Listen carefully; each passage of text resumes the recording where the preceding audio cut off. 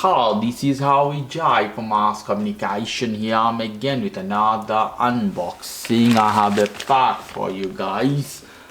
Carry on back for my Mac Mini M4. So I have purchased a Mac Mini M4. You want to travel with this one, so you need a bag, a good quality bag you need for expensive, good looking products. So here I have a bag for you guys. Here we go. Look how beautiful this one. The branding you can see, Brona here. How high quality. You can find in different prices, different places, from 15 to 30 euro or dollar. Look at the handle, rubberized grip, high quality material, durable, strong for protection for your Mac Mini 4 M4 version chain. So let me unzip this one. Look how beautiful double zip you have. Here we go. I take this off. Look at this inside.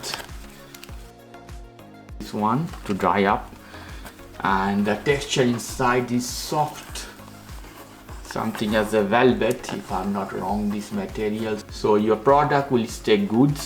Here is one belt, so you put this on that, so you can take this out easily. Here you can take more things, the cable especially of your Mac Mini or pen drive or other stuff as well.